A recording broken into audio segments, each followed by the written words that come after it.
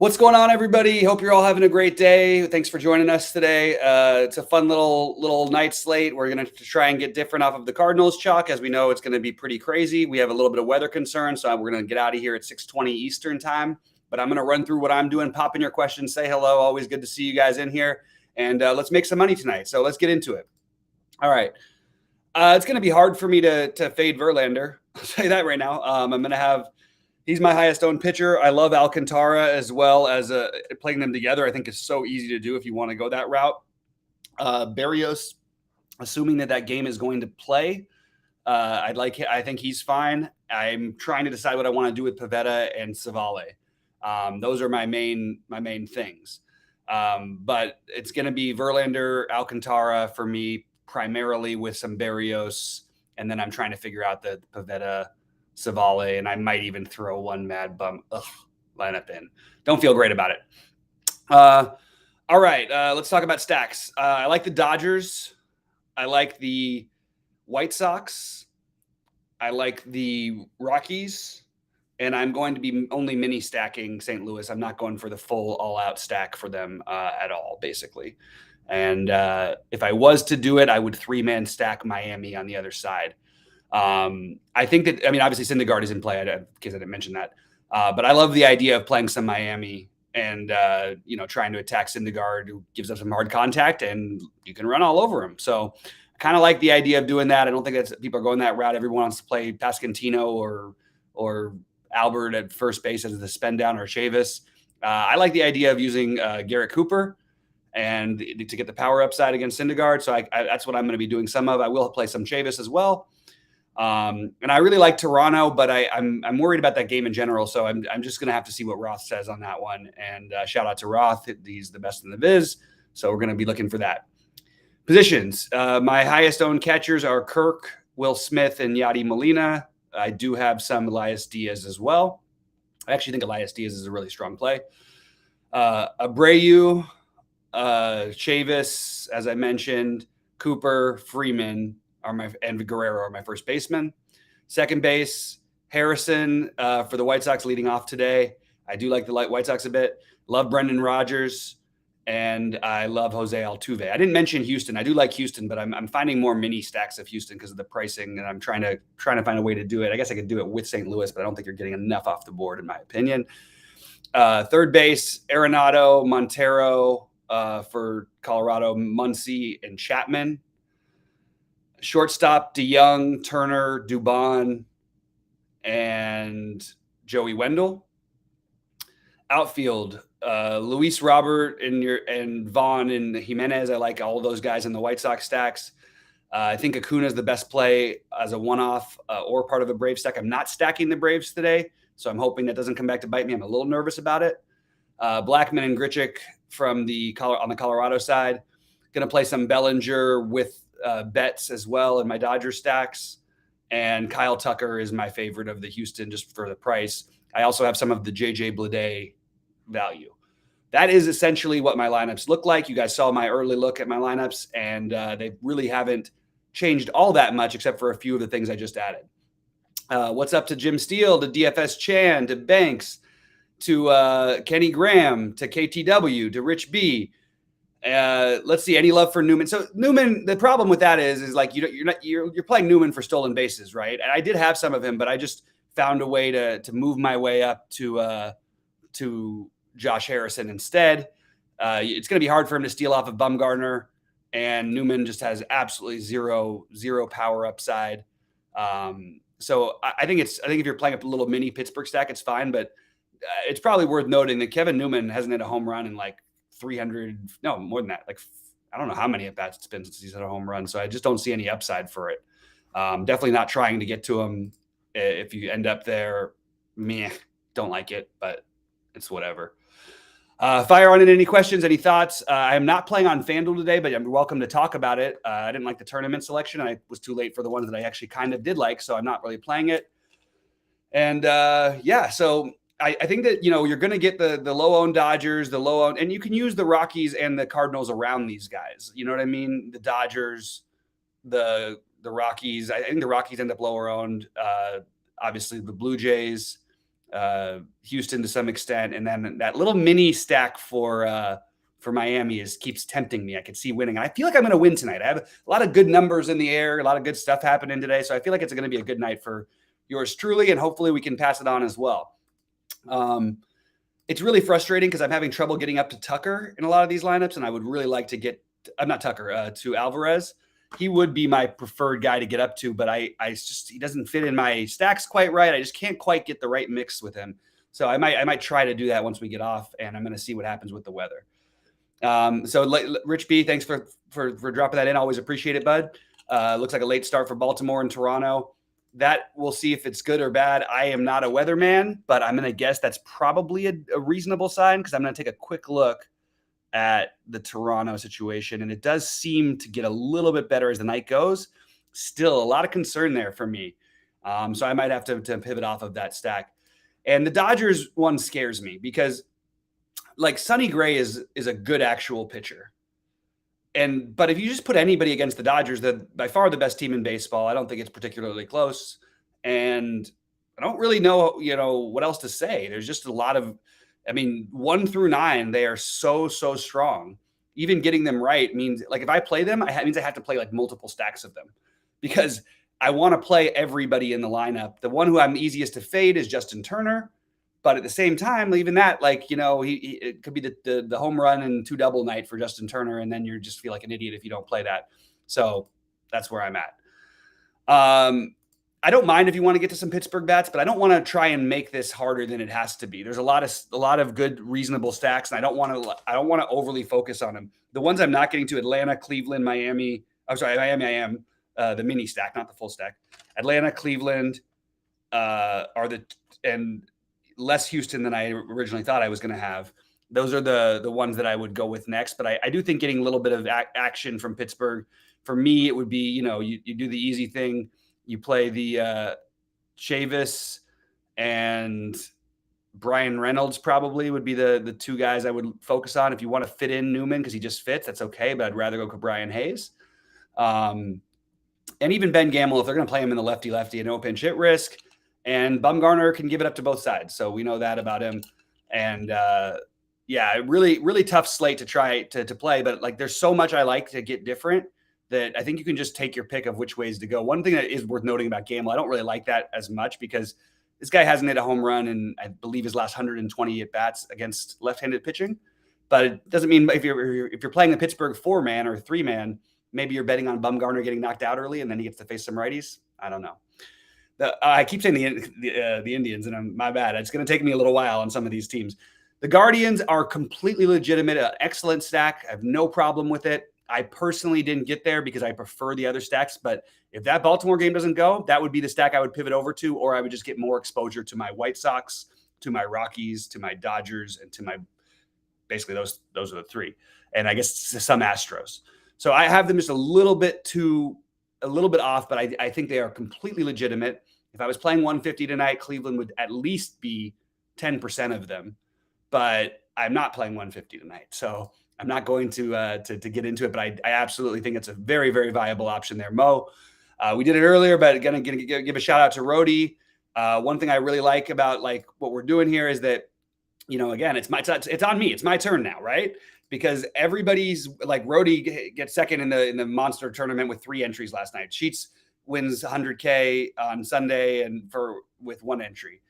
It's my turn. It's time to keep the True DFS theme going, or one of you guys. One of you guys can take it down as well. Just make sure to try to find a way to get different. It is a smaller slate, and I think that it's something we could really just fading most of the chalk from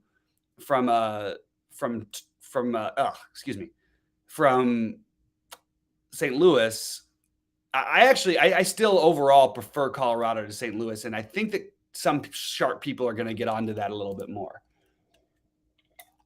But that's the name of the game, is to not overly play St. Louis, but definitely use them as pieces, because you can't deny the value of DeYoung, Pujols to some extent. I wouldn't even include Nootbaar because I would only want him in like a full stack, and I don't want a full stack of team that everybody's double-digit owned on a 9-game slate. So Molina is the more obvious one for me, just because he's cheap. He's a catcher, and as much as he's been horrible this year, it is Coors Field, and he is a guy who could get a boost there. Yeah, Judges hit a home run. That's good for well. That would be good for my early slate lineups. I don't even think. Oh look, yeah, now I'm actually nearly profitable. I missed a little bit on some stuff earlier today. Really frustrated with my I was trying to play. I had initially in my lineup Brandon Crawford, and I was too late after he was announced not in to switch over to Yu Chang, which was my preferred one. I ended up with Dylan Moore instead. Didn't work out yet. Too bad, Rich. Sorry about that. Hopefully we can get it back for you tonight. What do you guys like? What are you guys doing? What else is happening on your Thursday night? We got football coming up soon. I'm excited about that. We got golf tomorrow. All my golf, my ownership, my early builds I posted in the Discord chat. Wanted to do a little free one today, and I also wanted to look. I'm going high variance for my golf. That's what I always do, especially when everybody is capable of making the cut on this one. So it's double 6Ks as me and Sheets talked about. And it's double 10Ks for me in the payups for golf. But also I did highlight my favorite plays on SaberSim through TrueDFS. If you guys have the subscription, and I have my core in there, which it's been the thing is I've done incredibly well at the golf when everybody's playing. When everybody hasn't been, which is weird because I'm always finding the weird guys who are like the next thing. But I can't seem to get it right. And I've just had some really bad losing weeks. I think I had like 12 straight winning weeks in golf. And I'm now on like 5 straight or 4 straight lose. Oh, no. One of them I broke even. So but we're basically just getting crushed lately in golf. And I'm excited to have everybody back for this one. So going to get some stuff going on there. Rich is at the daughters cheer practice. Hey, we've all been there, man. Got the kids. You got to do the dad business.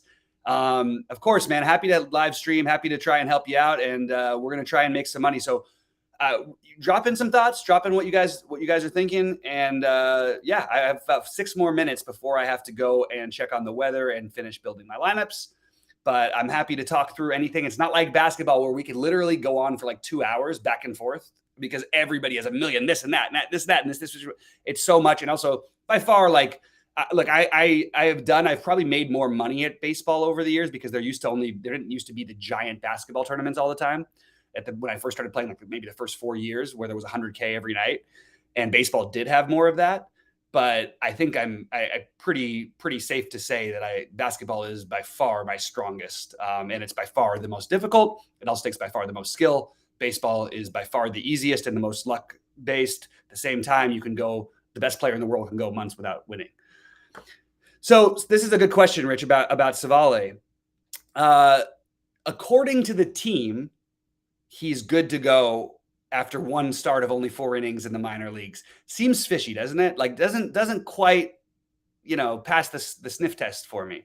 I'm a little concerned about that one, but I am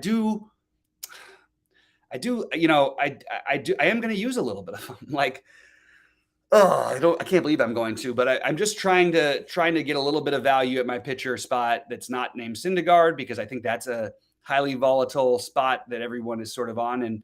And it's really weird. Like, so Sheets has Savale as like 15% owned, which is about 3 times higher than SaberSim has him, which is really weird. Doesn't usually happen like that. And basically Sheets has, they both Sheets and SaberSim have Verlander nearing 80%. I think if you're just like playing a cash lineup today, very easy just to play Verlander with Alcantara, assuming that game is fine. So I feel very, very strange about the Savale thing. Tony, I'll tell you this. Pepio is going to be Pepiot, however we're supposed to pronounce it, is going to be an awesome pitcher. Is there any way I can get to his price right now? I don't think so. I just can't quite pull the trigger on it. To play him over, we have legitimately 2 guys who are Cy Young guys, and to try to pay Pepio at basically the same price as Alcantara, not basically exact same price, feels really, really thin. But I'm telling you, this guy's talent level is out there. He is going to be a stud. If you're playing on FanDuel, it's really weird because he's very unlikely to get the quality start, and maybe you don't need the value. But at 6,200, that's about like that's where I might want to go. I can't quite get to paying the same price for him as Alcantara. Maybe I'll throw it into the lottery just for fun. but it seems very, very shaky. Pop in anything else, guys. We've got 3 more minutes, and then we are going to finish up the stuff. But I'm ready for it. I'm ready for a big slate. I'm ready to have some stuff happen. We're going to be in Discord all night. We're going to make some money. We're going to get this crushing again. We don't have Rody. Rody, where's the Rody? Let's get it. And like and subscribe and all that stuff. Rody's awesome with that. Hopefully he's paying attention because we need to, look, Rody, isn't it like, don't you want to go back to back? I went back to back for 6 figures twice. And once was they only had it once a week, but then I did it back to back nights. And those were off of 2 and then 13 entries. And one was off of in the big one, 25 in the little lottery. And then I won it with 1 entry the next day on the 2,500. So that's it. There's Rody. Let's get it. Let's get it, buddy. Oh, St. Louis, Dimitri. So St. Louis, everybody likes St. Louis. They're the chalk. I'm not playing them as a full stack at all. I don't have 1 full St. Louis stack, and it's going to stay that way. And I like what Rody just put in Discord. You're doing 5-1-1 at 5 anything. That's right. That's the way you should be playing. Of course, correlation matters, but I'm telling you guys right now that it matters so much more on FanDuel than it does on DraftKings, unless you're just picking on a spot, which is what you could do with Colorado. But I think the way to do it to be a little bit off of everybody else is to play these Colorado guys. Play the Colorado guys who are, I just think, going to be significantly lower owned and as much as Quintana has been really good at suppressing power, which is the part that worries me the most, he didn't pitch in Colorado, and Freeland does. And I just want to remind everybody, we've seen this from Freeland is not, I'm not saying he's really good or anything like that, but he is significantly better than he gets credit for. He hasn't given up more. And look, this sounds crazy to say this because 6 runs is a lot to give up. He gave up 6 runs in 1 start this year. He's given up 5 a couple times, given up 4 a couple times. A lot of 2s and 1s out there. Only multi-home runs in 1 game of the season. So to just 5-man stack St. Louis just feels bad as a strategic, especially at their ownership. Now, if they were going to be for any reason low owned here and they didn't have a 7 million run total, then I would be all over it, of course. But you can't play that and expect to win. In my opinion, unless you do it with Miami. That's the one way I would fully stack St. Louis is if you play a 3-man Miami stack to go with it. Maybe a 3-man Pittsburgh would be the other one. All right, guys, I'm going to get out of here because it seems that the questions are drying up. Let's get it. Like and subscribe, all that stuff. We appreciate you. Check out the golf stuff we've got up there, and let's make some money. Let's get ready and finish this baseball season strong. I really want to, and get ready for football. The Indians don't play anymore, but the Guardians are a completely legitimate stack that I am not touching personally, only because I want to keep my stacks tight. I can't just. The worst thing you can do as DFS players is, like, if you're playing 10 lineups, play 10 stacks. That is a terrible way to play DFS. You're going to be a losing player in the long run. So you have to narrow it down, and you have to find different, a million different, as many different things as you can. So I no matter how many lineups I play, I generally try to stick to like 5 stacks at the most, and then I will. If I'm playing 150, then I will cycle in those other ones at some percentage in the long shot stuff. But Cleveland is I think they are a really legitimate stack, and it is a little alarming to me that I don't have them tonight. Cleveland and Atlanta are the 2 that I'm afraid of being the lowest on. So that's where I'm at. All right, guys, let's crush it. I'm going to go get some weather reports, and we'll be in Discord. And good luck, everybody. Let's crush it.